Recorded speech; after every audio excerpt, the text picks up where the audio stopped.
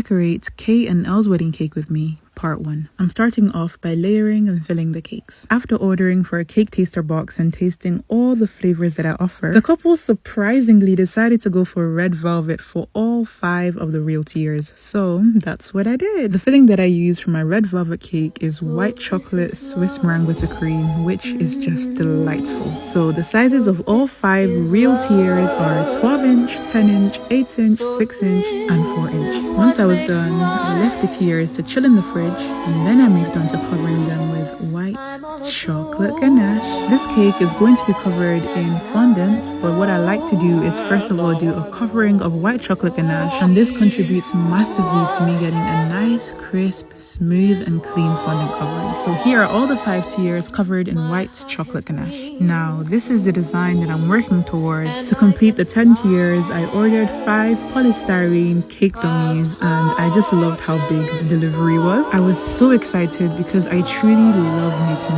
big wedding cakes. The bottom tier was 26 inches in width, so I had to customize a baseboard that would fit this size. So here I am using my jigsaw to cut out a 31-inch baseboard. And because of how tall the cake is going to be, I decided to buy a ladder. And you can just see the excitement on my face because, like I said, I love making big wedding cakes. Now, with the cake being very tall and the 5 tiers at the bottom being fake, I told my customer that I would add a piece of cake into one of the polystyrene dummies, and this way the couple would be able to do their cake cutting without having to reach up to the real tiers. Because I wasn't sure which side of the cake the couple was going to stand on, I decided to add a slice of cake on either side. To make it food safe, I first of all covered the area that I cut out with some fondant. I then added the cake and filled it with the same white chocolate Swiss meringue butter cream, and I also covered it in some ganache, which I don't show here, but yes, I did that. Now moving on to covering all the 10 tiers in fondant. And let me just say,